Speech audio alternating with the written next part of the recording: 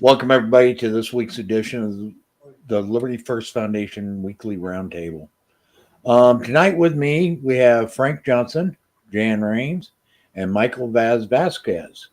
Frank is currently out, and Michael will be back here in just a little bit as well. They had to take care of a couple of things right as we got started, obviously. So, hey, Jan, it's been a while. It's been a while since I've been on. So, I'm Mike Marshall. I'm one of the co-founders of the Liberty First Foundation. So I'm actually going to let you guys take over most of the show because I'm so busy I can't keep track of anything. Well, Marshall has been working, 85 hours a week for the last, 5 months. It's been just absolutely crazy. Yeah, it's been insane. And me, my hours have just been screwed up where they have me mostly on night shifts. So by the time I get home, I just want to walk in the house, stick my head in the oven or fall on the bed and go to sleep. So I really haven't been able to get that much done. Jan, you've been missing in action for a while. How have things been with you? Things are going pretty good. It's like I came on with Mike last week, and he said he was glad I did because it was just me and him. And I basically told him, I've had a personal shift since my dad passed away, and I think a lot of it's because he was my last parent, and I just had to find myself again. Well, where were you? Oh, I've been here. No, I mean, did you find yourself? Where were you hiding? I think, well, I mean, like emotionally and mentally with some things. I know what you mean. It's a joke, Jan. It just brought up a lot of stuff for me yet again, and just had to work through them. Tower, please retract that joke. Tower, please retract that joke. I understand what you're going through, Jan. I mean, you guys know I lost my mom 2 years ago. I lost my dad 10 years ago, and they say time heals all wounds. It really doesn't. It just makes the wounds a little bit more distant. As soon as you have that one thing or two things that pop up that remind you about something, it hurts all over again. And I know myself. I find myself from time to time picking up the phone and saying, I would see something and say, "Oh, Mom would get a kick out of that. Let me give her a call." And I reach out to call my mom, and I know she's not there. So it hits Frank, you over and over again. Frank, I've been doing that for 29 years with my mother, so it doesn't go away. Nah, the best we can do is just keep moving forward, and one day, if we're lucky and the bell tolls for us, we get to see our people again. But I got a theory about that is I've been close to the other side so more times than I care to think about. And I have a very good sense of what's waiting for us over there when it comes to our loved ones. And when we see our loved ones in their last days, we see them at their very worst. They're in pain, they're older, they're have debilitating conditions and stuff. But I think when we see them again, we're going to see them at their best. When you look back at your life and you can think of your mom and your dad or anybody else that you left, that you lost, you have a fond memory of them. Like with my dad, the number 44 always comes up. He'll always be 44 years old in my mind. That's when my dad was at his prime. And that image of him at 44 years old, the things that he was able to do, the things that he did, the things that he accomplished. When I see him again, if God willing, I'm able to, that's the man I'm going to see. I'm going to see him in his prime.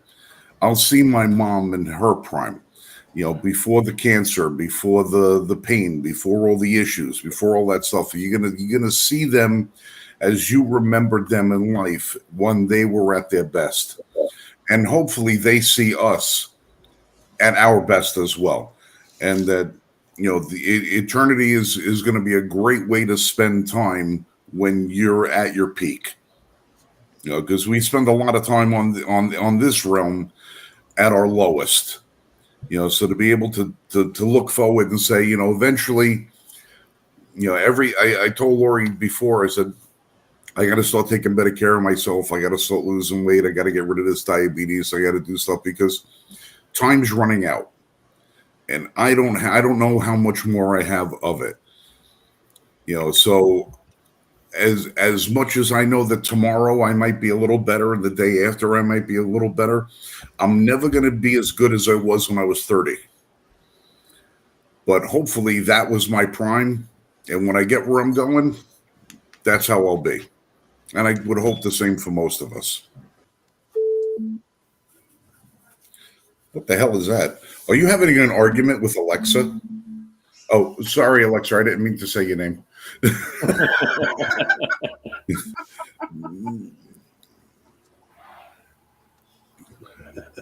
Vass, what's going on over there? So I've been watching you guys. This system hates me.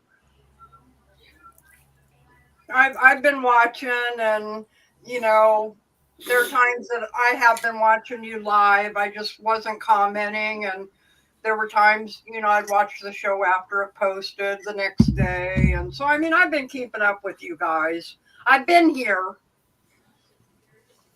Yeah. Cool. By the way, folks, guys, if you see, you can see this system. It hates my camera. It hates my computer. It hates my audio. I can barely hear anything anyone says. I have no idea if you guys can hear me or not. Nothing. Yeah, we're hearing you just fine, Michael. Well, you're 5x5 by me. Yeah, and I've got everybody 1x5. It's like I can barely hear anything, and it's completely messing up my background. So, I'm having problems with the system, but whatever. Just so you know, in case I drop off or I don't seem to react to something, I have no idea. It'll be a learning curve. All right, first reaction. No learning. I know the system. It just doesn't like my stuff. All right. First reaction. Apparently, there's a young woman in Hollywood who's been made, I guess she's the current it girl, by the name of Sydney Sweeney. Yeah. She's the current it girl. She's a very attractive 20-something-year-old blonde with blue eyes, a nice figure, and all the rest of that stuff. And American Eagle Outfitters, the clothing brand, has decided to do sort of a throwback to the days when Brooke Shields was doing jean commercials. And instead of doing one of these all-inclusive, everybody type, things where, it's made to fit everybody and, this and everything else, they have her in an advertisement saying that she's got good jeans. Jeans. Jeans, like in dungarees. When was the last time you heard somebody say the word dungarees? So apparently she's wearing a pair of jeans that is very flattering on her. Like most articles of clothing that she wears is very flattering. She gets into a 1967 Ford Mustang GT350 and she drives away. Apparently, this is white supremacy. And this, right? Yeah, it's white supremacy. It's fascism. It's Nazism. It's every ism you could think of, because she has good genes. Jeans. Are we collectively losing our minds in this country? Yeah, we've been losing our minds for decades. Are you surprised by this? Really? By the way, the people who are complaining about this are only the progressive left, feminists, and soy boys. That's it. The day they started protesting, American Eagle American Eagle Outfitters, their stock skyrocketed. This has been the best thing they could possibly do. This is making Sydney Sweeney more popular and more in demand, and her next project's going to get her even more money because of this. It's making the Jean Company more money and more sales because a bunch of fat, ugly, unwanted feminists and far leftists are upset. Why? Because they don't see themselves in Sydney Sweeney. Too bad. Who cares? That's not the point. She's a model, like she's an actress and a model. She's doing what actors and models do. She's doing it well. She's doing it tastefully. And I got no problem with it. But they can't stop because they have to be miserable. They have to complain. They have to tell you that you are evil because you're not as miserable as they are every second of every day because feelings. So I'm not surprised. Well, I'm going to look and see, okay, what the gauge is actually going to be by two different measures. When American Eagle comes out and retracts the ad, and when she makes a mea culpa on Facebook, Twitter, Instagram, TikTok, and all the rest of that, saying that she was wrong and insensitive for creating such an ad. If they do that at this point, when America seems to have been taking a little bit more of a turn away from the whole DEI inclusionary politic, I think they're going to wind up hurting themselves. They're going to shoot themselves in the foot. Okay, American Eagle already came out with their apology, which was sorry, not sorry, and that's it. And she's not apologizing. I saw something to that effect, but I'm not sure if that was from a satire site or not. No. The company's saying sorry, not sorry. We're perfectly happy with the ad as it was. She's perfectly happy with this ad as it was. They're not backing down, and no one wants them to. The only people who want them to back down are the left and feminists who are upset with anything and everything. Well, here's their online store. Okay. And you can see these are literally Sid's pick. Make her fave yours. Sydney Sweeney's picks. Okay. And if this was racially motivated, then why do they have so many ethnicities in this ad? You have Asian, you have black. Let it be racially. Well, screw that. Let it be racially motivated. If they'd want nothing but white models, fine. Let them have white models. What's the problem? Yeah, I don't care. Let them have white models. I don't care. But there is nothing racially motivated on this. There isn't. But you know what? Let them have an entirely a page of nothing but blonde, blue-eyed white people. I don't care. And what? And someone else can have an entire page, and there are many pages, many rappers, many of their products are nothing but black African Americans or Africans from Africa, or there are whatever. Who cares? So what? Well, just think back to that guy who shows up on Shark Tank. That guy who created the line FUBU. No idea. Do you remember FUBU from the 90s? I remember FUBU. No. Yeah, FUBU was an acronym that said for us, by us. And it was a black-owned company. Okay. And they geared all of their merchandising to the black community. Nobody had a problem with it. Now. There's lots of companies that do that now. It's not a new thing. It's not an old thing. They've been doing it since the 1950s. I don't care. What's the big deal?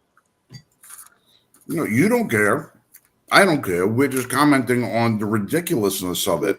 Why should anybody care? Then why should America care? Why should anyone in the world care? It's so insignificant, and that's the problem. We are giving airtime and we are giving credence to these feminist nut jobs and these liberal progressives, and we are validating their insanity by saying, but it's okay. No, screw you guys. Who cares? They don't like it. Great. Buy something else. Buy something else. You want to go and buy Bud Light?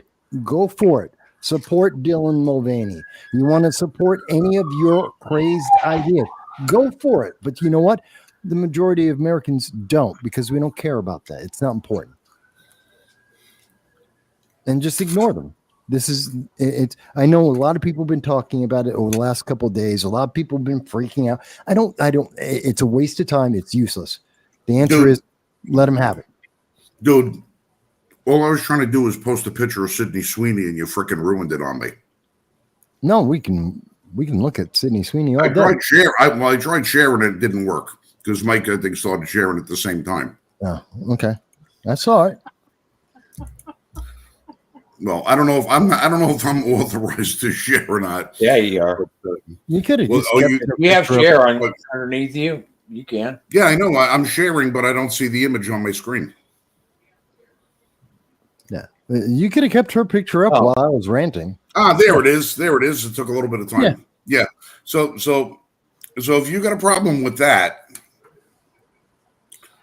go see somebody. They do have problems with that because she's not fat, she's not ugly, she's too white. There are people, and the people who have problems. This is why they go to therapy, affirmation therapy. But they go to therapy. Why? Because they're broken. People who have a problem with her wearing that and saying buy jeans, they're broken and they have a problem. They have a certain serious personal problem. Well, I'm just going to leave that picture up for a few minutes. All right, I'll stop. I'll stop sharing. I was going to find a different picture to put up there, but that one was actually story appropriate. The one I was going to put up, not so much. I mean, honestly, it's like Michael says, it shouldn't matter. Okay. However, a company wants to advertise their stuff, that's completely up to them. Okay. And based on their ads, they'll either gain customers or they'll lose customers. Okay. Plain and simple. So let the company do what they want. It shouldn't matter. And we shouldn't be reading all this stuff into something that's really pretty benign. Okay. They're trying to claim that it's a play on eugenics. It is. It is. Genes. Get it. I get it. So what? She has good genes, as in her mom and dad gave her the best genes. That's why she's, attractive and a model and an actress. Good for her. I got great genes too. What's the problem? No, I'm not talking about blue jeans. I'm very fit for my age, and I don't work out, and I can eat anything I want, and I don't take medications for anything. I got great genes too. Who cares? Who cares? These people are freaking out like, oh my God, she's got her genetics. She's talking about her genetics, and that means America is fascist and the world's going to end. And next week we'll be on to something else. It means nothing. It is stupid. They are absolutely broken. Why are we wasting our time? Go ahead. I'll tell you what it is. She's not trans. If she was trans, they'd all be behind her. Well, yes, they would. Yeah. They would. If she was trans, they'd be like, she's the greatest thing ever since, sliced bread. It's going to be rather interesting in about 100 years when people start looking back on this decade or in this era at the trans fad. Because that's all it is right now. It's a fad. It won't take 100 years. It'll take 5. Okay. All right. Well, you know what I laugh about? 10 years ago, Atkins diets were the big thing. Right? Okay. Every friggin' restaurant in the country coast to coast reprinted their menus because it was the fad. They all wrote, every restaurant you went into said, this is Adkins friendly, that's Adkins friendly, this, that, and everything else. Gone just like the wind. About 10 years ago. Right. Yeah. About 10 years ago, you had the movie called, maybe a little bit more, Under the Tuscan Sun. Nobody ever heard of the Tuscan region of Italy outside of Italians. But that movie came out. It was a big hit in the female classes, and every freaking restaurant that you went to all of a sudden had a Tuscan dish in it. Everything was Tuscany this, Tuscany that, Tuscany that. When Asiago cheese became popular, every restaurant had to have something featured Asiago cheese. You couldn't even the Subway sandwiches from the deli had to have Asiago cheese. Everything is like this weird fetish that people get involved in. They need that new thing to cling to. And that's what trans is right now. That's what the trans thing is. The problem, I think I might be able to speak for Jan a little bit on this. The problem that a lot of people have with the trans community is you have the LGB and then all the rest of the shit they added on to it. The LGB paid the price. The LBG, and then you have the alphabet. Right. The LGB paid the price. The LGB had the marches. The LGB pushed for the legislation. The LGB, swayed a lot of people. They did all the work and everything else. And when they finally got where they wanted to go, everybody else wanted to tack onto that flag. And the thing about somebody said it right, is that all the rest of the things, LGB are manifest physically. All the rest of these things manifest psychologically. So where LGB comes in and there's legitimacy behind it, all the rest of those movements are all psychological. And what they're trying to do is that, that the plus is a place marker for the next fad. And the next fad has already been identified as minor attracted people. Mm-hmm. So people in the LGB community, you got to really watch out, because they're going to be associated with now not with the most disgusting. Already happened. Yeah. It's already happened to the trans movement. It's already happened to LGB. Right. But that's where they got to start really having to do a whole hell of a lot of pushback. Now that seems to be a turning in America and people are starting to wake up to it, the LGBT community is really going to have to draw that line, separate themselves and say, hey, listen, you know what? This ain't our show. This is your show. This is something that's contrived. It's completely out there. It's something totally different. They got to push back on that. All of these groups that are all tying in with this stuff, every one of these things is psychological. It's all psychological. The whole left has gone from the difference between right and wrong to what's real and what's fake. And the only thing that the left seems to give a shit about anymore is the fake, is the psychological thing, how something makes you feel. That's what's important. Not what is, what isn't, or anything else. It's how it makes you feel.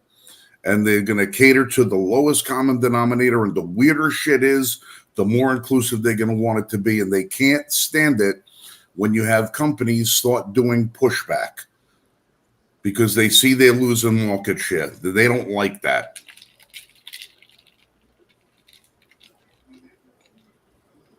Okay. All right. Well, hello. Anybody say something?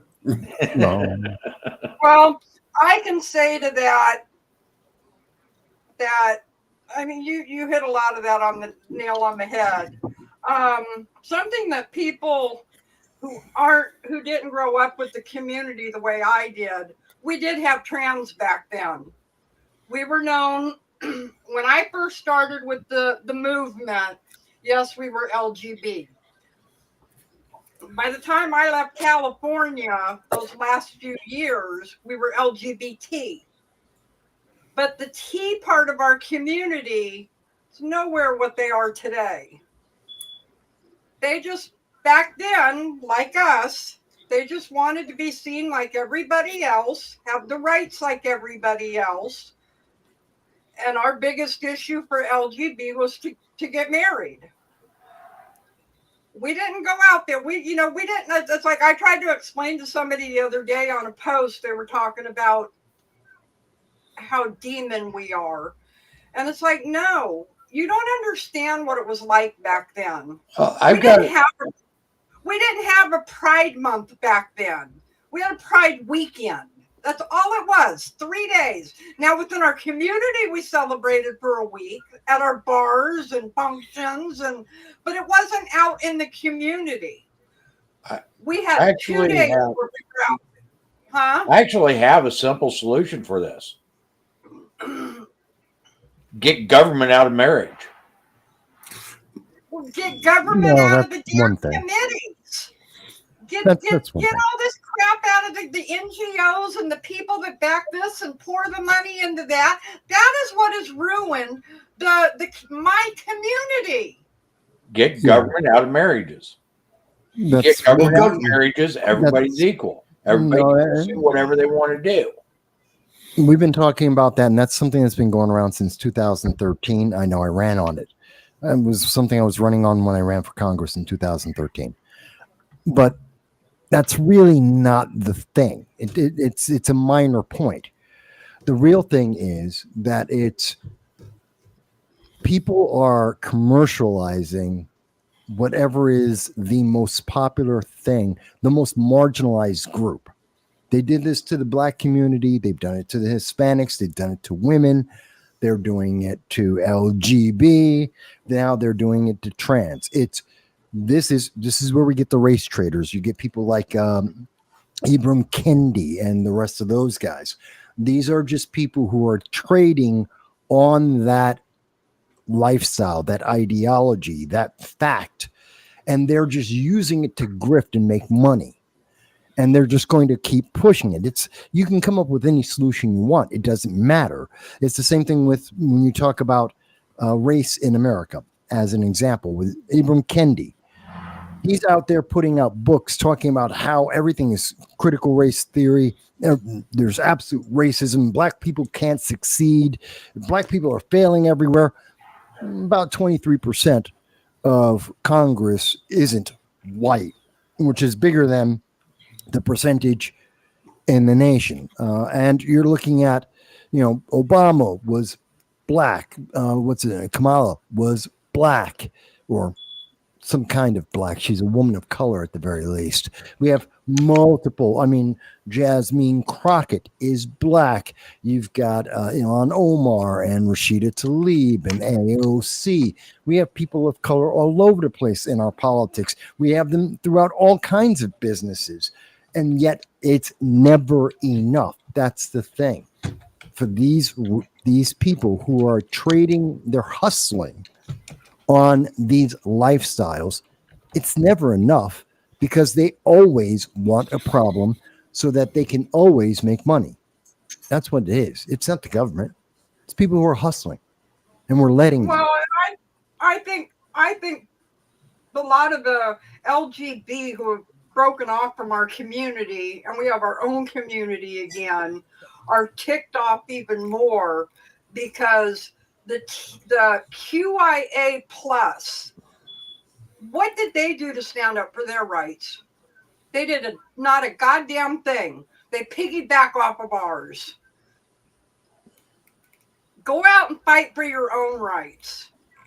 We are tired of people piggybacking off of our hard work, what we fought for. And now we're being persecuted because all we wanted was to live our lives like everybody else and not be judged for it.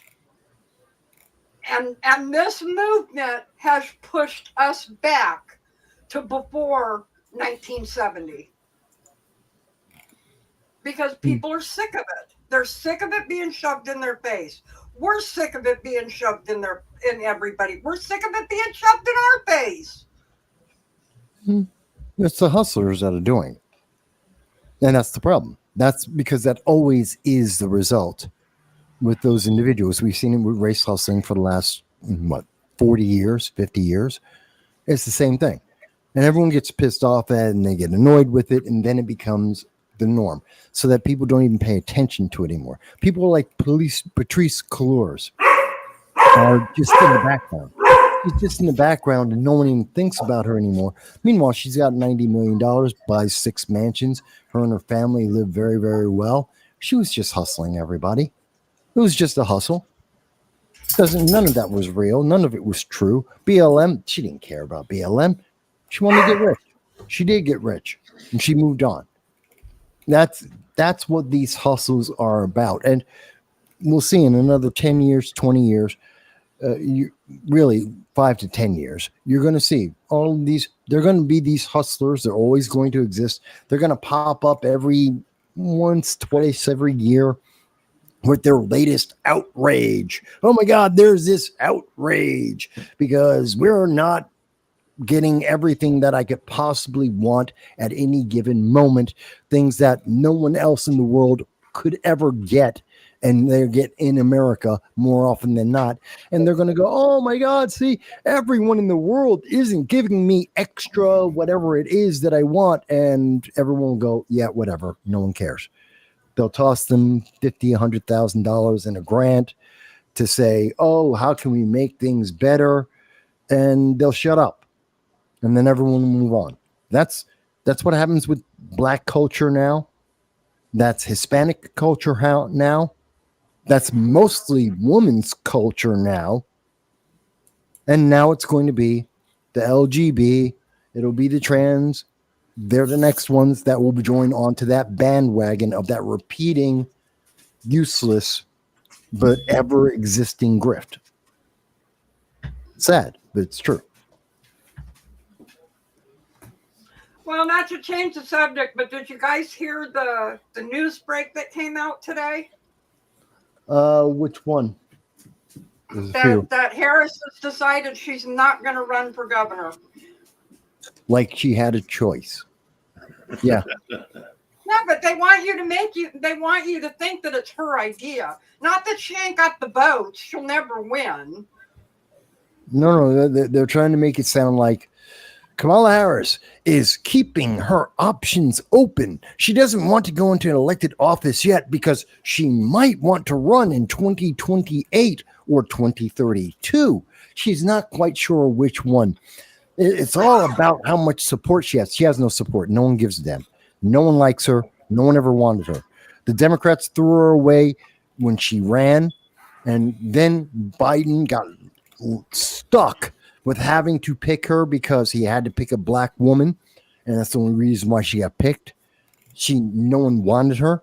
No one cared about her. No one supported her. She lost because she's a miserable candidate with no message whatsoever, and she can't win. She can't win in the governor's race in California, let alone, God help her, trying to win in 2028 or 32. She's useless. Goodbye. Don't feel bad for her. Don't care. That's my opinion of her. Well, just remember, all right. The woman raised $1.4 billion. No, she did not. In 3 months. Most of that money came from... Let me finish. Let me finish. Go ahead. And she wound up $20 million in debt. This was the woman who was supposed to fix our economy. Okay. More than half that money wasn't... You got to let the joke flow every now and then. It's not a joke. It's the truth. It's more than half the money wasn't hers. Came from Biden. She got about $200 million, and she wound up $20 million in debt. She's still $1.4 billion squandered in 3 months on a campaign that was a disaster from the beginning. Winds up $20 million in debt. We still don't even know if any of that money's been paid or collected or anything else like that. Or people still sending in invoices? Yes. Yeah. 20 million in debt, and she was supposed to fix our economy. because she's brilliant. She's smart. Of course, she's a Democrat. She's always in debt. Democrats are always in debt. Look at New York, look at California, look at every Democratic state. They're always in debt. So All you have to do is print more money. That's what they think, modern monetary theory. But I actually had somebody at work tell me yesterday, we're so far in debt, but we run the Fed. Why don't we just have the Fed print up enough money to pay off all the debt and leave us out of it? What? And I'm like, you want to spend $3 million on a loaf of bread? I said, it's called the Weimar Republic. Look it up. This is obviously, I'm assuming, and I am sure, this is someone who's under the age of 30. No. Really? Someone older than 30? By twice. Really? Did they get like drop kicked in the head? I don't know, but I had to remind this person. Actually, there's a lot of people that are Gen X that don't comprehend that. They think that because we're no longer on the gold standard and because the U.S. dollar is not backed by anything tangible, that it gives us free rein and allowance to do with the dollar what we want to, as far as printing it up and doing what we're doing. Do whatever we want with it. Well, if that's not the case, again, why not have everybody make a $10,000 an hour minimum wage? If money doesn't mean anything and you could just print it up out of thin air, So they don't get the fact that over the last 4 years, all the money that the Fed printed and put us in the situation we are today, and they just want to print more money. They didn't realize that people printed money.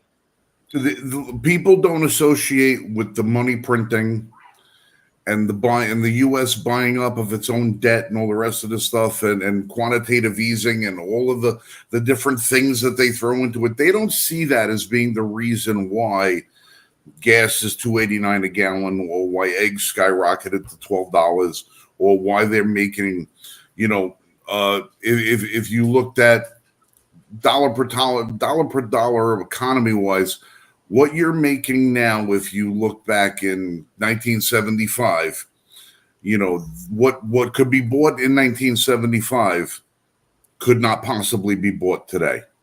They don't see that. They don't understand why it is the way it is, and they think that they could just print their way out of it because it doesn't mean anything. Well, if it's not backed by anything, then why can't we just make more of it? Why can't we just print more of it? They don't see that. These are the same people who don't understand the unfunded liabilities that our country is into, in the tune of $300 trillion in unfunded liabilities over the next 50 years. They don't see it. That we are our debt outpaces our income. They don't understand that. They can't seem to wrap their head around it. It's very complicated, and it's by design. It's not that complicated. There is a level, a base level, which isn't complicated at all. You print money, it's inflationary. It's just that simple. You print more money, it's inflationary. Every dollar you make makes the dollar worth less. It's just that that's the simplest way to explain it to people without getting deep into the math. If I have $1, it's worth $1. If I have $2, each dollar is worth 50 cents. It's just that simple. It's inflation. And that's the easiest way I've found to explain to people so that it makes sense to them. You got $1, it's worth $1. You got $2, it's worth 50 cents. There's $37 trillion. How much you think the dollar is worth? You know how I try to explain this to people? I try to explain it to them in baseball cards, because people can understand this rationality. 25 years ago, the most expensive baseball card in existence was Honus Wagner's baseball card.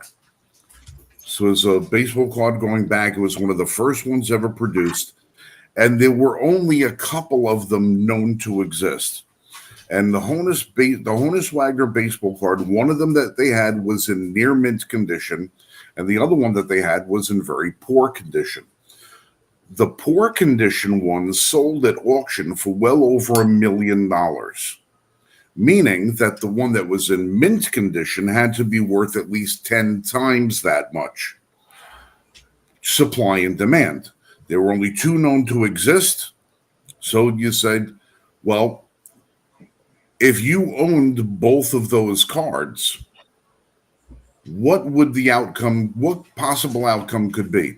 You have the mint condition one and you have the crappy one. If the crappy one's worth $1 million, imagine if there was no crappy one and you only had one mint condition card. You could set the price because that's the standard. That's right. The one that it's very rare. But what happened with Honus Wagner is that in the last 25 years, they've found over 100 mint condition Honus Wagner baseball cards. And the value of that once $10 million mint Honus Wagner baseball card, they're now fetching $100,000. Because when you outpace the supply versus the demand and you have so much more of something, the uniqueness and value of the one becomes greatly diminished. So when you have $1 that's worth $1 and that's your buying power, and everybody fights over that $1, it's worth something. But when you can print millions and billions more of them, it's not worth so much. And that's what causes prices to rise. That's what causes your buying power to drop, because you have now created something out of nothing and it's not worth anything. It's only through scarcity and rarity and demand is something worth something to somebody. And if you convert that into financing, it has to be backed up by something. Like I said, going off the gold standard, that took all the rules out of financing. They could do whatever they wanted. I like my answer better. $1 is worth $1. $2 is worth 50 cents. We have 37 trillion. I like that, man. It's so much easier. I don't know anything about baseball cards and values of baseball cards. You lost me on that. I didn't. Well, I understand the concept, but I don't know it. Right. Well, the thing is, people don't understand monetary concepts, so you have to explain it something in a concept that they do understand. $1 is $1. $2 is 50 cents. Everyone gets that. 37 trillion times. Now there's 37 trillion of them. How much is $1 worth? Nothing. That's inflation. But so what happened with this shooting in New York that Hochul and your next mayor Kami is now calling for a national assault rifles ban? Oh, you mean the presumed white guy who shot up the NFL Blackstone building? Yeah, a lot of people didn't hear about that. That CNN was saying at the same time that everyone had a photo that all the other news media were showing us, and I think CNN showed it as well, a photo of the guy walking into the building with a rifle, an M4 modified. And you could obviously and easily see he's black. And they're like, he's probably white. He's possibly white. They said it like 3 times on their program on CNN. They're like, he's probably white. No, he was a black guy. Always was. And obviously so. Not even like, kind of, sort of. No. He's absolutely black. Well, but was he always a black guy, or did he just start identifying as one? What's the difference? Well, how dare we assume his race and gender? He's dead. I can assume his race. Screw him. He's a dead maniac. I'm perfectly happy pissing him off. Let him rot in hell and burn. And he can turn an extra time, flip him over one extra time on the burger so that he can be pissed off, because I'm assuming his gender and his race. I don't care. Let him rot in hell. How dare you? How dare you?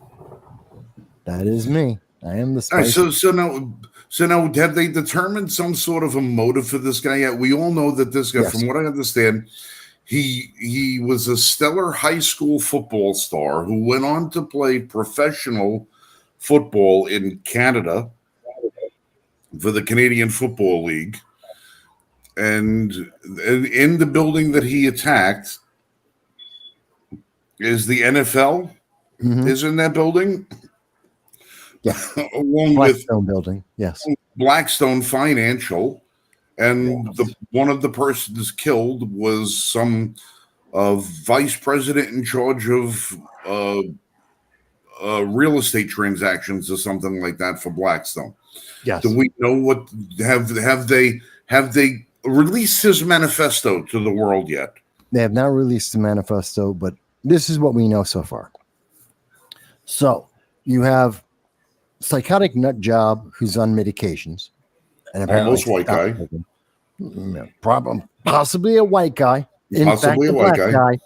In fact, black, but possibly white. And he goes and he worked as a private investigator. He had a concealed carry permit, so he can't be completely insane when he's on his meds because he got licensed. Anyway, so this guy says that he believed he had a CTE, concussion, from his time in football, which would have been diagnosed years ago. And because that's an aggression against him, a microaggression, quite literally. And the culture now is free Luigi. Go, and it's not your fault your life sucks and that you made decisions and you got hurt and life didn't go the way you wanted it to. So because of that, the free Luigi movement, he decided I have to go and kill people in the NFL because his life didn't go well. His life wasn't perfect. That he didn't live the multi-million-dollar dream, and he's got injuries. So he went into the Blackstone building and decided he was going to go to the NFL, their headquarters, and kill them, kill himself. He knew he was going to die. He was planning suicide. It seems he took the wrong elevator, so it didn't get him to the right floor. When he got off, that's when he killed some of the Blackstone executives. Then he got onto the right elevator, went up to the NFL, and then killed himself. Because I guess he liked the view. He was on the 33rd floor. Oh, look, what a great view. Perfect time to kill myself. Self-delete. Bang, gone. Okay. He should have just self-deleted in the first place and just save everyone the trouble and save everyone's life. But, he didn't do that. So that's his motivation. It really breaks down to, and the people we should be upset with right now, obviously, it's the maniacal shooter themselves. According to Kathy Hochul, you have to be absolutely angry at the M4 rifle that he used, the semi-automatic rifle, because it's somehow alive and has a soul. It has, it can move on its own. It can make decisions on its own. Apparently, according to Kathy Hochul, this is, it's alive. She's stupid because it's not, and none of that's true. But that's what Kathy Hochul says. So, other than Hochul, who's just stupid, doesn't know what she's talking about, you should be blaming the Free Luigi movement, all the people who were cheering for someone to kill executives because they're upset with their own life. That's part of the reason why this happened, is because of that motivation.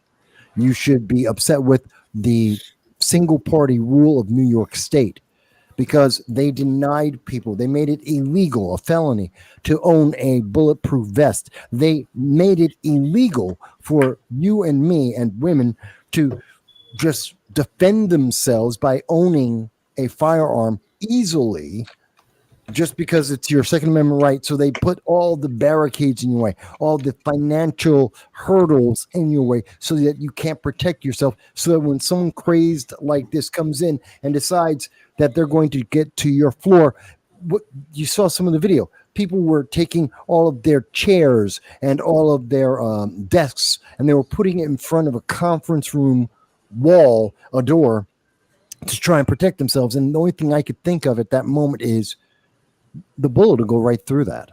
The bullet will go through the glass. It'll go through the couch. It'll go through the desktop, and it'll shoot you. So you're not doing anything. You're not saving yourselves. You haven't protected yourself. You haven't stopped this maniac, because He doesn't have to be in the room with you. He can just shoot through the glass, shoot through the couch, and still be able to harm you just as much as if he was in the room. It's useless. But if you had the Second Amendment, people could be able to defend themselves. Maybe the police officer would have been able to wear a bulletproof vest when they're not on duty, and they'd be able to save their life. Maybe some of the executives would wear a bulletproof vest. They would save their lives. This is partially because of the New York State legislature, Democrats control for the last 60 years, 6 decades of Democrat rule. That's why this happened. It's because of the Free Luigi movement. That's why this happened. It's because we have media and educational systems that are saying that you deserve a wonderful, beautiful, perfect life. And if you don't get it, it's someone else's fault. And you have the right to attack them for you not having a perfect life. That's also part of the reason. I absolutely don't blame the gun. I don't blame the manufacturer of the firearms. I don't blame the people who sold him the firearm. I don't blame the people who sold him the ammunition. They're not at fault. There's a long list of people who are at fault. The people who made the firearm, who sold him the firearm, who sold him the ammunition, they're not part of it. That's what I truly believe. But that's my opinion. Go ahead, guys. That's what's happening with New York right now.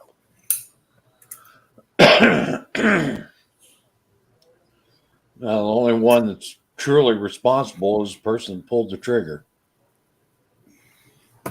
He's the ultimate person responsible. Ultimately, of course, because he's a psychopath. He's the murderous, vile wretch that he was. And he can only die once, sadly. So, yes, he is ultimately.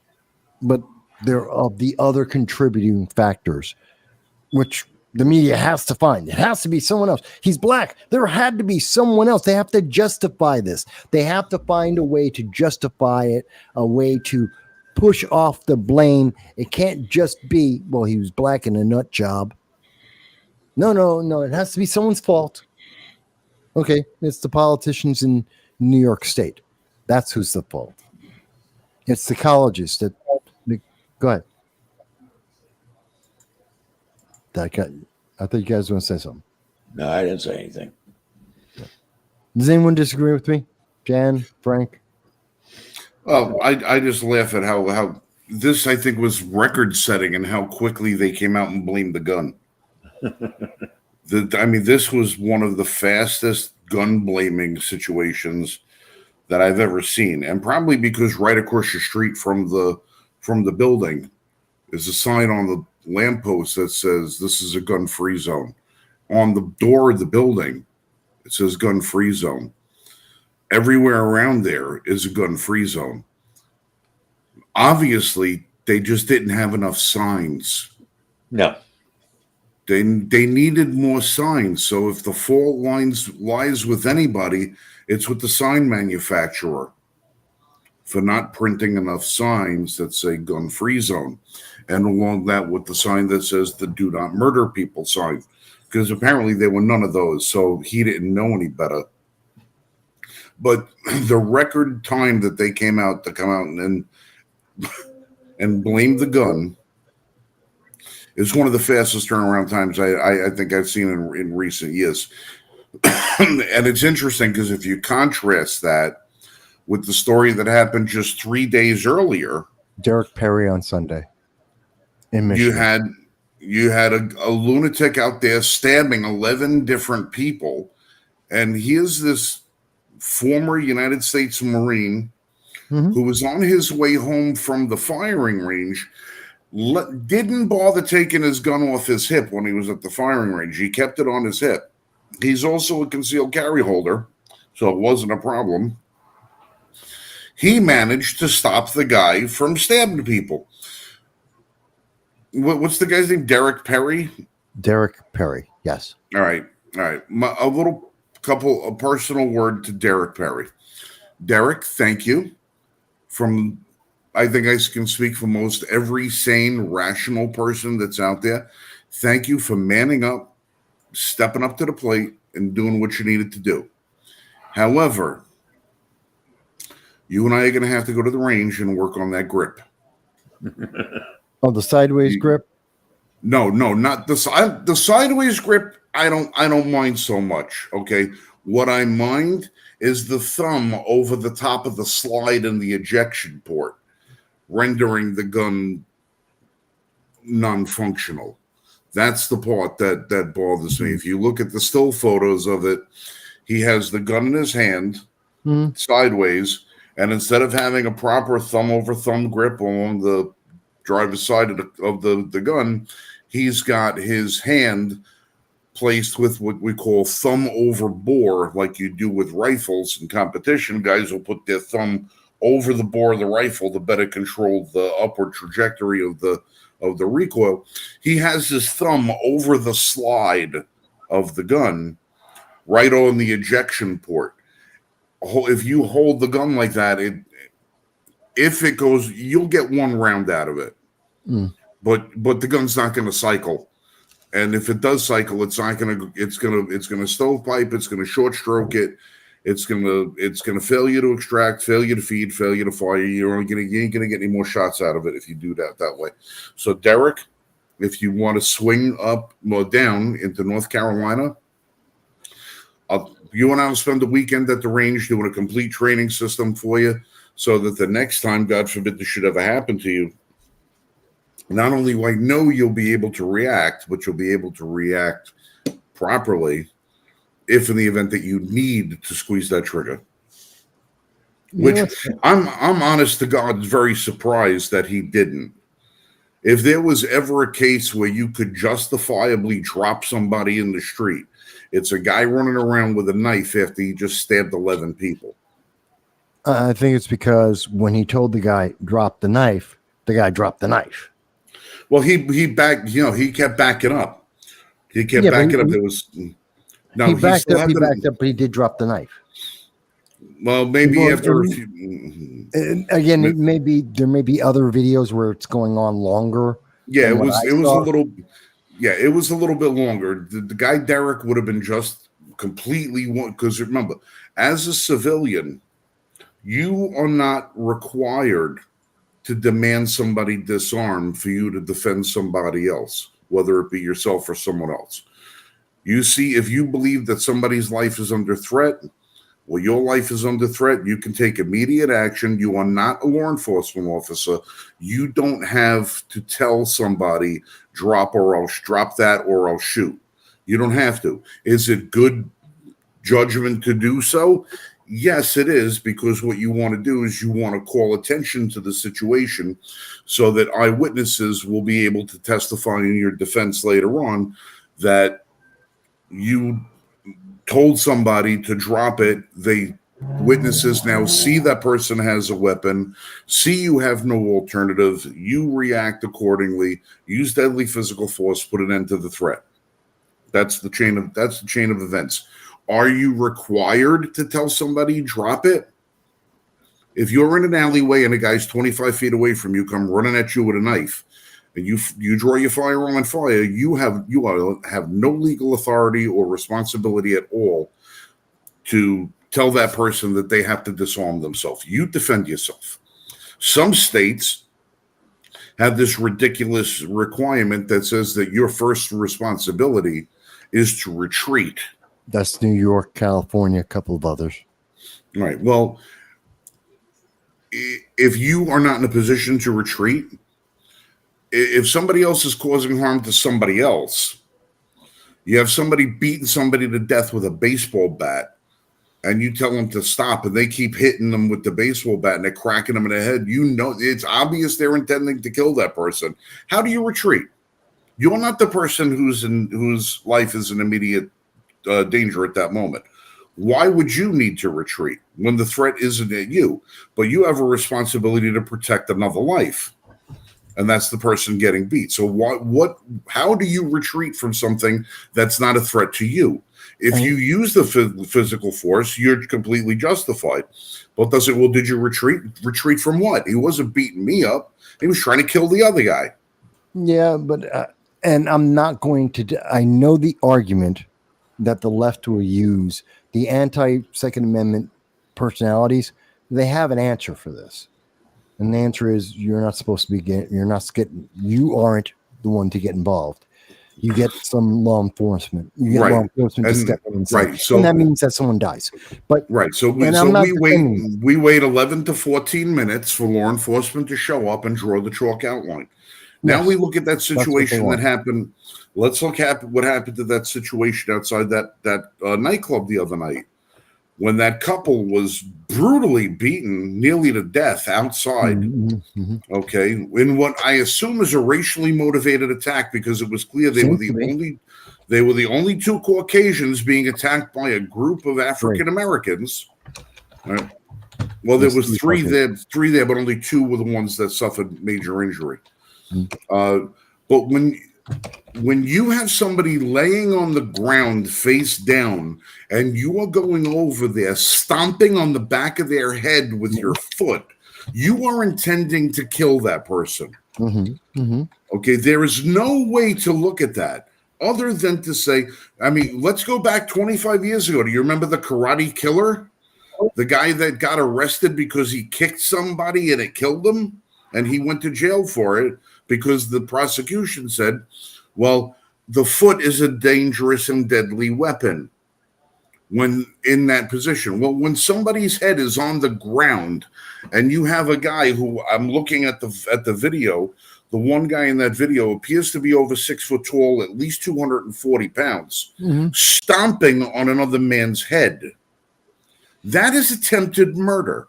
If somebody in the crowd had pulled a firearm and said, stop, and the guy winds up his foot to do another curb stomp on him, and the guy drops him, he's completely and totally legitimate in order for him to do that.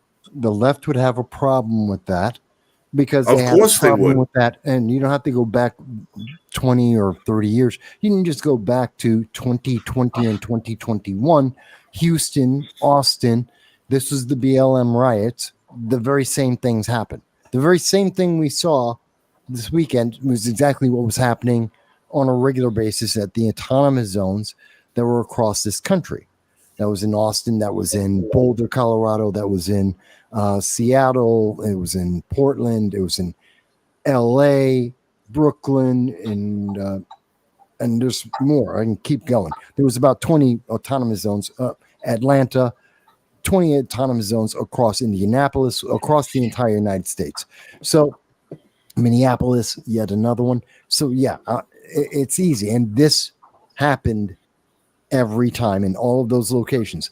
It is an attempt at murder. It is violent crime. And yes, people should be able to defend themselves from that. But again, coming back to New York, looking at California, looking at the left, they don't believe you have the right to do that. They would rather see people die than be able to defend themselves. Right. That's why make it illegal to own a bulletproof vest and firearms. Go on. That's why I would wonder if when Nancy Pelosi's husband was getting beaten about the head but with a hammer, if rather than the police showing up at the door, it was a concerned neighbor that showed up and said, "Hey, Paul, are you okay in there?" And then sees somebody beating him with a hammer. If the neighbor would have taken the guy out, you know, would her position be any bit different? I don't understand what the obsession with the left is over letting innocent people die. Because that you cannot assume authority that is held by the government for yourself. But who isn't right? And that's what the left doesn't understand. We got to ask the right, and that's right, and that's what the left doesn't understand. We hire government officials in order to do the policing, but we are the boss. So if I want to go over my employee's head and take care of the job myself, because I happen to be there and happen to be there in a timely fashion before my employee gets there to do the job, I'm just cutting out the middleman. What do you think, Dan? I don't. I'm sorry. I'm just. It's true. Now there have been people in this country that have been charged and gone to prison for violating bystander laws. where they saw something happening and failed to act for it. So you have some laws on the book that say if you don't help somebody, you're in trouble. And then you get the leftists out there that say if you do save somebody, you're in trouble. Yeah, maybe if the people on the left were more on the receiving end of those curb stomps, they might have a different opinion. But then again, I don't know if that would make them more or less brain dead than they already are. Dal, jump in. Jan, Well, Mike. Look, hey, Dal, do me a favor if you can. Can you turn your camera or your computer 5 degrees to the left or the right? Your ceiling fixture is blacking out your whole head. Yeah, because what it looks like you have an aura around you, like you get the sun standing behind you. It's just me being Saint Nicholas, you know. Oh, there you go. All right. Well, listen. Now that you're here, I'm glad you're here because I'm going to cut out of here because as Michael and I were discussing before we went online, I'm dealing with some food poisoning and I'm really nauseous. I was going to offer you a meatball sub, but I guess that's no. I'm not going to besmirch the name of the place that we ate last night because the food was really excellent, and I really don't know if it was that or something else I ate. But I have been praying to the porcelain throne since 4:00 this morning with some regularity every 2 hours. I got to go throw up, so it's not good. Jan, love you, sweetheart. It's good to see you. Vass, Marshall, catch you guys later. Dal, love the haircut, buddy. Take care, Frank. Good night, everybody. Well, I got another subject we can talk about. Okay. Did you see Powell came out today and said he would not lower interest rates yet again? Oh, yeah, Powell. Okay. Powell did that, but they're also talking about now taking that legislating money from the tariffs and giving a stimulus check of $600 to American families.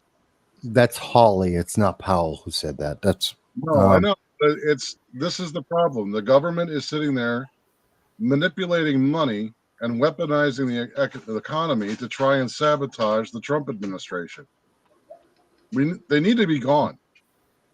They need to knock this off. We can't be spending money when we don't have it because it's in culmination of the debt.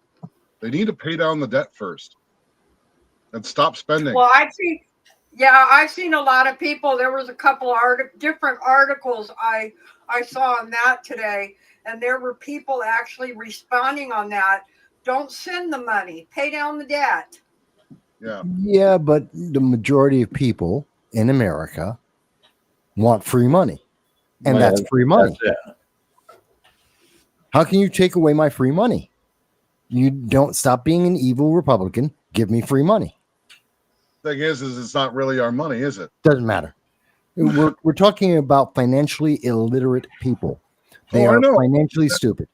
This is where the media would be really good at doing their jobs if they would actually legitimately frame it the proper way and tell people, hey, all this investment that's coming in, that's not your money. That's basically helping the country operate and pay down the debt. That's it. That's all you need to say. They're not going to do that because that makes AOC look bad. It makes Bernie Sanders look bad. It makes Jasmine Crockett look bad. It makes Democrats look bad. They're not going to say that. But Trump wasn't supposed to be successful with these tariffs. Yeah, he was supposed to rip the country apart. That is what they said to everyone in April, and they were wrong. And who was saying in April, who was saying in March that they had no idea what they're talking about, and this is a great idea? Hello, here it is. I got the videos to prove it. I was the first one saying they have no idea what they're talking about. And now you got Bill Maher, who once again has come out and said, like he did in 2019, that he wants a recession to hurt Trump, has come out again in 2025 and said he wants a recession to hurt Trump's politics, which means that you and I and the public have to live through a recession, and we're not millionaires like Bill Maher. So screw you, Bill Maher, yet again. But Bill Maher just admitted that he was completely wrong like most of the economists, because they don't know what the hell they're talking about, because they're looking at it from politics, not looking at it from an economic point of view, including Paul Krugman, who doesn't know what the hell he's talking about. I don't care if he has a degree. He has no idea what he's talking about. And getting back to the original thing, why yet again is the Fed refusing to drop interest rates when some things are starting to improve, and it would help more to drop the dang interest rates? Yes, because it would help small businesses grow. Small businesses would grow and people would be able to get jobs. But what he wants, real quick, is we know there's going to be unemployment because people got fired from the government. The size of the government is shrinking. So there will be unemployment. If they were to lower interest rates, small businesses would be able to get loans. They'd expand their businesses, and they'd be able to hire some of these people into jobs. That would be good for Trump. It would be good for the economy. It would look good in the world. They hate Trump. They don't want anything to be good with Trump. So rather than lower the interest rates, that would be good for the country. They'll keep them at the same level because they can't increase it because that would be obvious. So they keep it the same level so that long term they screw up the plan that I just described. That's why it's going the way it is. They just want to screw Trump, which means screw you. Does anyone disagree with me on this? Does that not make sense? It's because it is that simple. Go ahead. Yeah, that makes sense. I mean, you don't want they're hoping to get the sound bites and the optics that will allow them to somehow drive a wedge in the base and cause Trump to lose support at the federal level. If they can knock him off, they can do damage to the populist movement. And then anything that happens after that, they're going to be able to continue to hold on to power. People are recognizing it, but I don't know that they're waking up fast enough. I don't think most people notice it. I don't think most people understand at all. Literally, I don't think most get past free money. Go ahead, Jen. I think that more people are waking up because there is more pushback. I see in a lot of comments from people who say that they are Democrat and have been Democrats for years, and that they do not support what's happened over the last 10 years. And they see how it's continually getting worse and worse. The Democrats keep playing the same card over and over and over again. They haven't learned, and people on the left are starting to see it. I mean, there's already predictions that they're not going to win in 26, even though the Democrats will tell you they're going to win in 26. There's a lot of things that are pointing that no, they're not, because again, after the presidential election and everybody getting voted back in and everything, they're still going on with the same rhetoric. They have nothing else to offer. Progressive policies, Trump, orange man bad, MAGA Nazis. I mean, everybody's sick of it. Sweeney's a Nazi, Trump's a Nazi, MAGA's a Nazi. Of course, they don't have anything else. Notice, there's nothing of substance here. There's nothing of substance. We started off with Sydney Sweeney. There's no argument of substance against her, just a feeling. There's no argument of substance against the tariffs because they have been working. They have no argument because they've been proven wrong, but they have a feeling. Looking at what's happening with the guns and the gun control, they're trying to say, oh my God, it's the guns' fault because they have a feeling and they don't want to deal with the truth. Democrats, the progressive left, they have nothing but feelings, and those feelings are miserable and frustrated because everything in their worldview is decrepit and decaying and failing, and no one wants it. And they are alone. And Democrats don't know how to offer anything else because they've never offered anything. They demand. They say obey. And they expect you to obey. That's why they're losing they got 33% approval rate, the lowest ratings in the last 30 years. This is why they're probably statistically they're supposed to win in 2026. They're supposed to pull off like 2-3 seats in the House. And they're supposed to win statistically.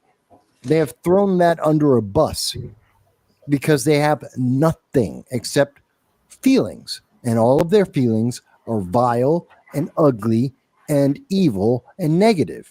And nobody wants that. And we shouldn't want that. Well, they're acting like spoiled children is what they're doing. I mean, you know, the Senate Democrats are doing their walkout, you know, because they don't agree with this, you know, going on over here. And one of the articles I really laughed at this week was how Democrats are up there crying because the big, beautiful bill passed and now all the immigrants are going to be taken off of Medicaid. Well, wait a minute. You've been telling us for 4 years that the immigrants weren't on Medicaid. Yeah. Well, you know, what they're going to do now is because they have no argument to put forward, they're going to use whatever capital they have left, and they're going to try and get non-elected corporations that are in their camp to try and silence the message. Did you see what's going to be happening in August on the 13th with YouTube? Yeah, I saw that today. Yeah. No. So basically, it's going to be everything is age restricted unless you give them your face. So you have to verify your face, and you have to give them a verifiable ID. Wait a minute. That's the British law. That's the British Online Safety Act. Yes, but YouTube is doing it in America on August 13th. Wait a minute. They're taking the British law and they're imposing it in America. And they're making it part of their TOS, and they're utilizing the British law as the basis for the TOS. That doesn't work. Service. Well, yeah, but here's the problem with that. America has a First Amendment. England doesn't. Two different countries, two different absolutely fundamental basic building blocks of law. England isn't free. U.S. is, or at least relative to England, we're free. We have freedom of speech. England doesn't. But that's not how it's working, Mike. And like you like to point out, the reality of the situation is that the corporations are going to take what capital they have in the camp, and they're going to try and impose these regulations on Americans while we're not looking. Okay, so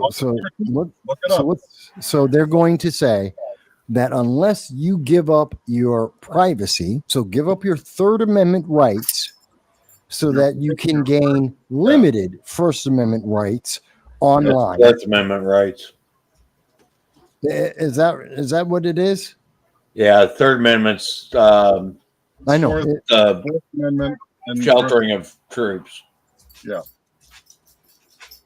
Well, if you're bringing in YouTube to your home now after something like this, then you are basically quartering the troops of the government in your home. Maybe you really wanted to reach, but no, it's going to be a policy of YouTube that everything is going to be restricted unless you verify your ID with them. And they look like they're going to be using a company called Yoti, YOTI, that is a digital e-verifier ID program that a lot of the Europe uses because they use Yoti as part of their legislation as a verifier for things like crypto. So if you buy crypto or you mine crypto, then in order to be able to be a verified user and holder of crypto in Europe, you have to have a Yoti ID that's tied to your physical ID. I have so many levels hate on this. The British, it literally took less than 12 hours for the British on Online Safety Act to go from we're going to protect kids from porn to silencing people's voices and censorship, government authoritarian censorship, Yep. which is legal in England because they don't have a First Amendment. And it took less than 12 hours to do that. And they're doing it now. Go ahead. Here's my take on this. Okay. Number one, YouTube's a private corporation. They're allowed to do whatever the hell they want. Okay. If they want to require these restrictions, that's fine. You don't have to use YouTube. That's correct. True. Okay. Plain and simple. Now, the other side of me says that this being forced by any government agency to do this, and YouTube's doing this because as quote unquote compliance with English standards or whatever, so that they can continue to do business there. That is a violation of our basic human rights. Okay, and if you look at some of the human rights things that are out there, freedom of speech is one of those that is held in very high regard.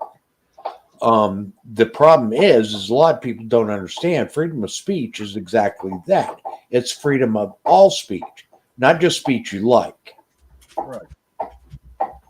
Okay, and that's where they are getting a lot of this stuff is, okay, well, we do allow people to speak their mind. No, you don't. Okay, you are limiting speech whenever you say you can't say this or you can't say that for whatever reason. I don't care what the hell the reason is. When you start limiting speech in any way, shape, or form, then you are violating the principle of free speech. Yeah.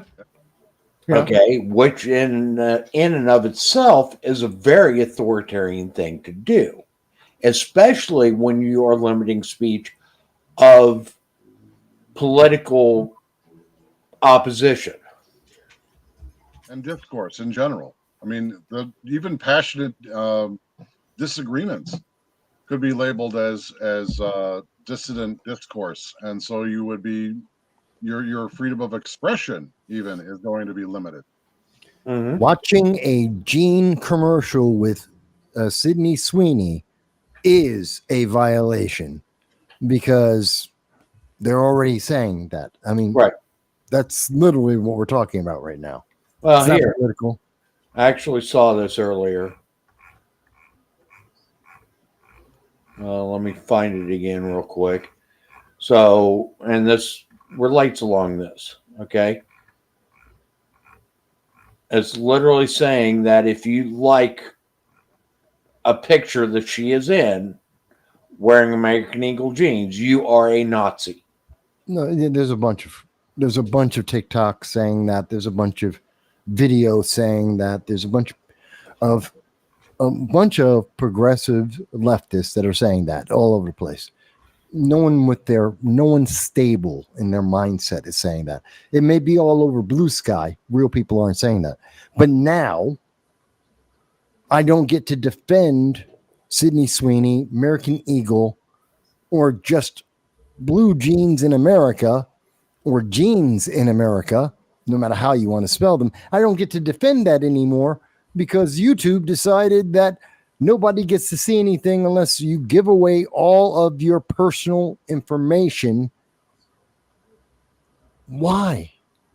Because, and how are they going? How does this apply for ABC News, CBS? Right now, right this second, YouTube is trying to plug The View and the mainstream news media, CNN, MSNBC, ABC, CBS, so forth. They're trying to plug them hard.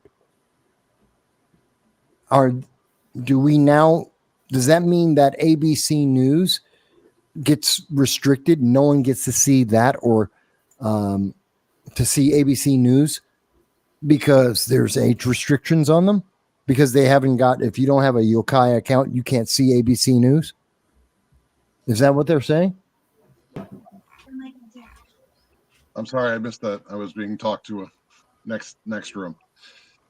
I was saying, does this apply to ABC News? That does ABC News, if you're watching ABC News or CBS, mainstream news media, does that mean I'm now restricted out until I get a Yokai account or I can't see ABC News? Those will be approved sources. So basically they're making a carve out for the mainstream media and controlled media. So it's censorship. So it's absolutely, their carve out means censorship. We don't want you to listen to anyone else. And then you couple that. So the UK already has this. Now you couple that with the Congress trying to pass the Kids Online Safety Act that's been reintroduced into the Senate and the House. Okay, not that again. And it is a similar bill as the Children Online Safety Act in the UK, with almost the same exact stipulations. They are going to try and stifle the conversation because they have nothing to add to it. They only have what they can do to fearmonger because they're not getting their way. Their way is they want us to be fighting each other to the point where we're not united in anything, so they can sweep in with a grand solution, which will eventually be total authoritarianism. Well, they want to have the only voice in the conversation. Obey me. There's no one else to talk to. You only get to obey me. No one else is there. And they've been losing. Mainstream news media, traditional media has lost, just like Democrats and progressives have lost. They've absolutely lost the public because they have been proven to be liars. They have been proven to be wrong over and over again. And it doesn't matter whether you like Trump or not, whether you like Republicans or conservatives or libertarians or not. It's just a fact that we have proven how the mainstream media has lied to people on purpose consistently, and we've seen it proven consistently for a decade now, if not, and we know it's been longer, but we've seen it consistently, and we've seen it in politics consistently for the last decade from the left every single time. Not to say Republicans, conservatives, libertarians are perfect. I'm not, but we've seen consistently the left is actively lying, and so people have given up on it, and now they're like, oh my God, our ideology is losing. Our guys are losing. We got to prop them up. Authoritarian time. This is so evil. Yeah. I mean, so you're getting hit with that at the same time. They're getting desperate. They being the authoritarian sectors of our country are getting desperate because they can't hold on to the narrative power of what's happening. And they know that the minute we start seeing returns in the economy, when we start seeing returns in the improvement of our social structures and infrastructure because of the deportation of the illegals, they're sunk. They will never be able to gain back that kind of influence and power ever again. So they got to. I don't know that they ever, but it would be harder. They'd lose even more face, yes. But I don't think they ever intend to let it get that far. I truly don't. They have been, there's a reason why they have been getting more draconian and making it more difficult for you to hear any other voice except the approved voice. They've been doing it for a long time. This is why it's so important to like, share, and subscribe, folks, because they've been coming after us for years now. And they've been telling you, they're telling the YouTube creators for years now, yeah, we're going to shut you down. We're going to make it harder for people to find you. We don't want you. They don't want us because we aren't the mainstream. We're not the leftist ideology, and they're pissed about that. They're pissed. It's really sad. Well, it is sad. And they're also upset that Trump got a pretty stellar deal with the EU. Yeah. Literally opened up the EU market to the United States with no penalties. Okay. While anything coming from the EU has a 15% tariff on it. So, Most things, not everything. so basically, what Trump is doing is he's putting the American products back on the world stage where they never should have left. Yeah. Okay, and people say, "Well, we're going to be paying more. We're going to be paying more. We're going to be paying more." We're going to be paying a fair amount for products that are manufactured here in the United States. Right. Well, they're not wrong. We will pay more for many products from around the world because we don't want you to buy anything from other countries in the world. We want you to buy American. Right. That's the whole point. And that's what tariff that is for. in turn will actually boost our economy. Yes. And also increase wages here in the United States. That's what people don't understand. When we start producing more here in the United States, our whole economy rises. Yeah. Okay. When everything's manufactured overseas, our economy starts tanking. I had this argument in March and April. I've covered this in March and April. On this program, my program, I've covered this half a dozen times already. Right. But they keep, like I said, they keep going on and on about it. Okay, that's the only thing that they've been having any type of success with. And honestly, it's because people don't understand what's really going on. All they're looking at is that products from China are going to cost us more now. Right. Products from Venezuela is going to cost us more now. Products from Vietnam are going to cost us more now. Yeah, but the thing is what they don't realize is a portion of that. The reason that what people don't realize is that the reason that those items used to be so cheap was because those countries did not trade fairly with the United States. They were able to subsidize those products. They were able to produce them at slave wages, if wages at all. Like in the case of China, they use political prisoners to build those things. They manipulate their own money markets, so their currency flip-flops, so it makes it cheaper for people to do business and buy products from the country. So there were a whole host of things that were going on in the background that made it so that it was not equal and fair trade. Now, people may say, well, nothing in the world is fair, and you're correct. However, when it comes to trade, you must be balanced in your trade. You must make it fair so that you get the appropriate exchange of goods and services between nations. Well, here's the thing, okay? And this is Democrats always say they're for the workers, they're for the workers, they're for the workers, they're for the workers. Yeah, they're not. Except when those workers are overseas. Okay, because if they're truly for the workers, they would be looking at these tariffs as a means of telling these countries, start treating your workforce more fairly. Yeah. No, they want these Democrats and a lot of these leftist authoritarians, they don't want to treat the worker fairly. They don't care about the worker. They want slaves. That's what they want, because they envision themselves as the head of a party that will treat them like nobility, and the rest of us will slave for them. Well, ultimately, that's what undocumented workers are. Right. Okay.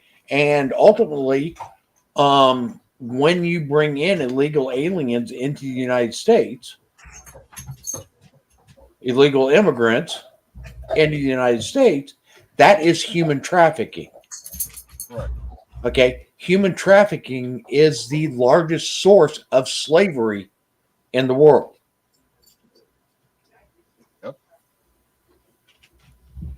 Okay. So they are literally continuing with their same 1800s philosophy. And we're supposed to not own anything and enjoy it. Mm-hmm. Something like that. So I think the biggest thing is to keep your eyes peeled, folks. You in the audience, you know what's going on. You know you have a bad feeling about it. Keep an eye open. Look to your neighbors. Make sure that your family is good. If you're not on good terms with your family, maybe get that way if you can. If not, insulate yourselves. Go to the grocery store. Every time you go to the grocery store, buy 10% extra. Sort away. Get yourself the staples: rice, flour, sugar, salt, seasonings, because you don't want food to get boring. Do these things. And in times of crisis, whether it's a weather catastrophe or political Armageddon or World War III, you'll at least have something set aside that you can use to either eat yourself or barter or trade. That helps. Speaking of which, I have meatballs in the crock pot. One moment. Now,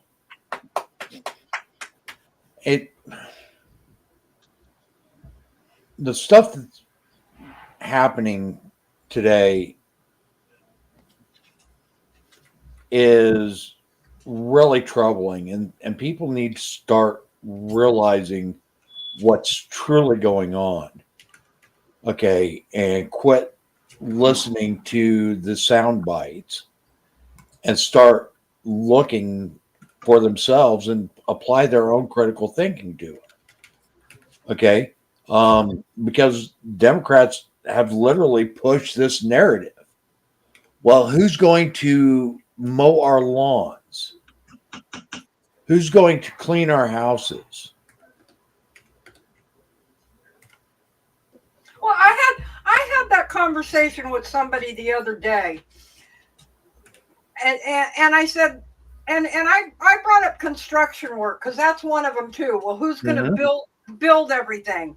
I said, I remember a time when construction work was a blue collar job.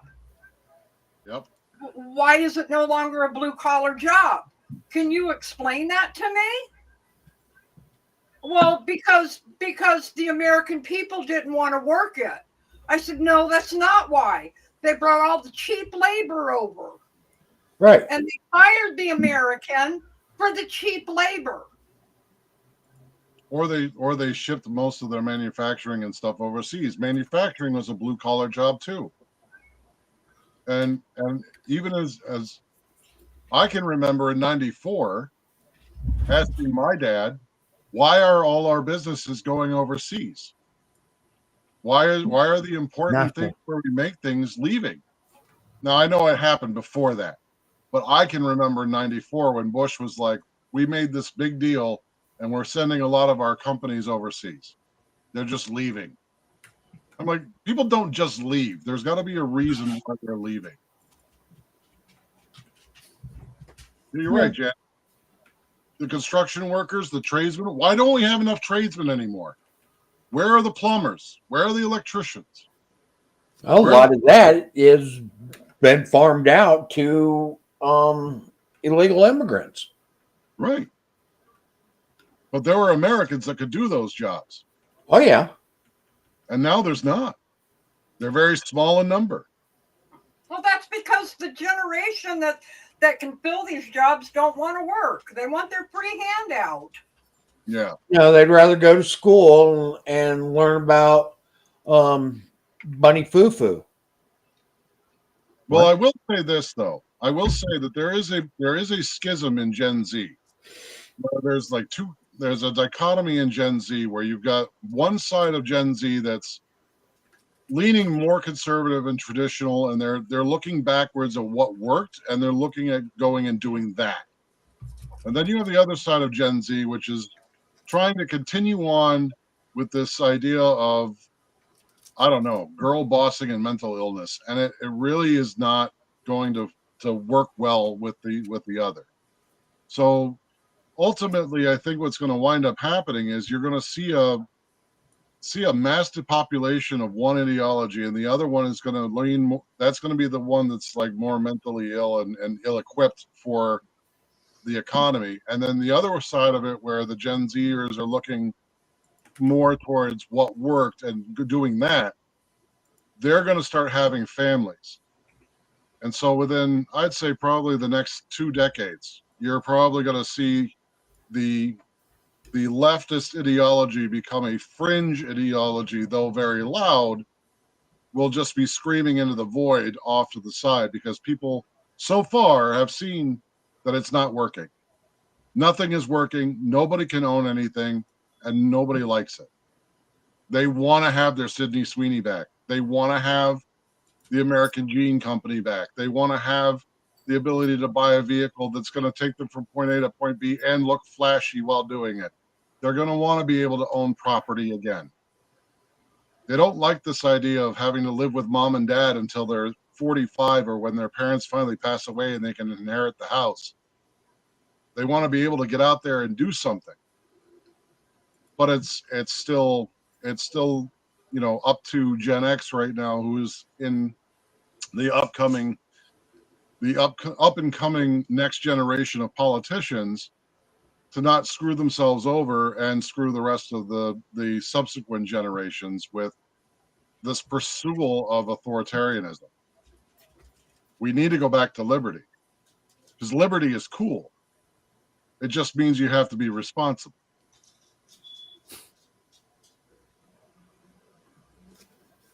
No. I mean, we need to start,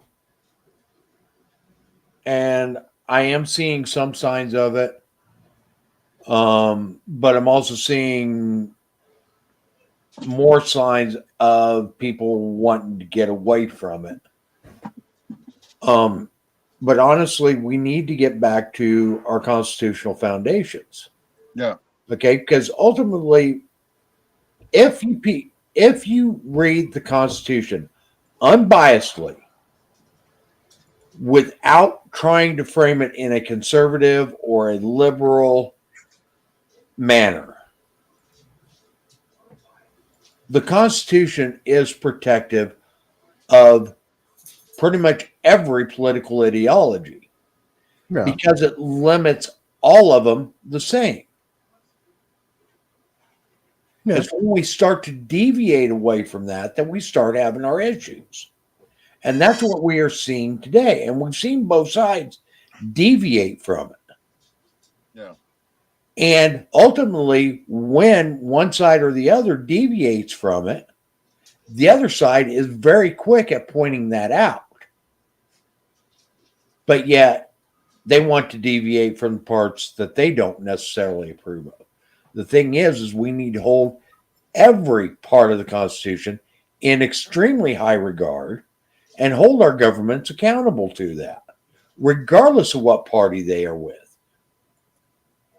The word is sacrosanct. That's the word of the day, sacrosanct, not to be violated or altered. Okay, and if you want to alter the Constitution, fine, so be it. But do it as prescribed by the means within the Constitution. Yeah. Okay, it lays it out exactly how, and it's been modified 27 times. That's more than I have fingers.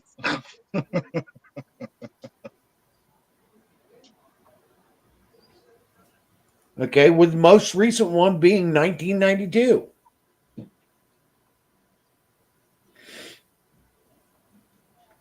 So it's not like it can't be done. And it's not like it hasn't been done in somewhat relatively recent history. No.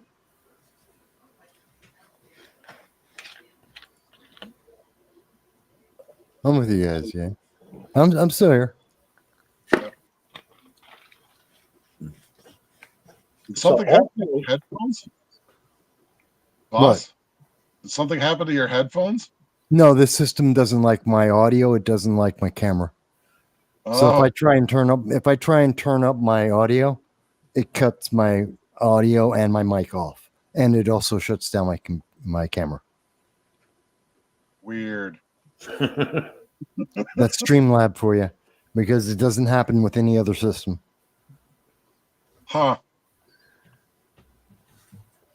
So I was jumping on because I thought I was being censored. It kept yelling at me that my paragraphs were too No. long. Yeah, is a setting inside of Streamlabs, and this is stuff that we are using a new platform. If folks don't know this, we are using a new platform because the platform that we were using, we can no longer afford. Okay, Yeah. because this all comes out of our pockets. The stuff that we do on this. Okay, so we had to look at other alternatives, and we are using a new platform. And one of the settings in that was to limit chats so that people couldn't write paragraphs. And we had that is turned on by default. Okay, and it's designed for like streaming to Twitter or TikTok and stuff like that, or short form platforms. Okay. We've taken that off. I don't know if it will apply in this stream, but going forward, that should be corrected now. Well, I kept it under 200 characters for the YouTube chat limit, so I thought I was good. Yeah. But yeah, I mean, I don't know exactly what the limit is on it, but there was that setting. Okay. I mean, you can, there's actually quite a bit of things that you can control. You can make it so people can't post emoticons. You can make it so that people can't do all capitals in a comment or in chat. You can make it so that certain words are restricted, et cetera, et cetera, et cetera. Okay. Right. We've taken most of those off. Okay. I did leave the no caps or all caps active because honestly, I don't want people typing in all caps all the way through on a comment. Okay. No, A be word or shouting. two in to highlight that word is fine, but the entire comment is all caps. No, I don't think that's a good thing. Well, it's shouting. That's Mhm. someone shouting at us. Right. It's not just shouting; it's obnoxious. That's No. what I think. Right. Okay, so like I said, we're still filling this out. We're still learning with it and so forth. Whether or not we'll stay with this platform, I don't know yet.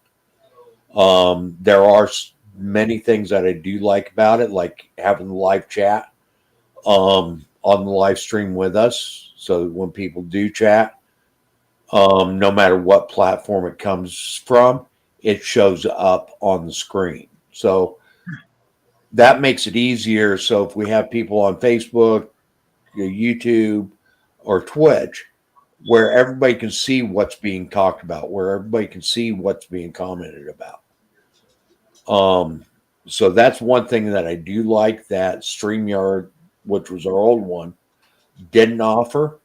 But again, like I said, we're still looking into some others and some things for this. So Very good, folks. That's why there's a new look. I have to get going. My mobile device is about to die because I'm not near a charger. So I will say goodnight and sign off and go eat some spicy meatballs before I have to get up in the morning. Because like you, And like all of us, we're all working stiffs. So help us by joining Liberty First Foundation today. Have a good night, all. Love you guys. All right, Night, Dal. So yeah, with that, we're going to go ahead and start wrapping this up. And honestly, at the end of the day, folks, when everything's said and done, if we want to keep our country free, we need to get back to the foundations of what our country was built upon. Okay, if we continue to deviate from what the Constitution prescribes for our government, then we're going to have a government that's going to run roughshod over us.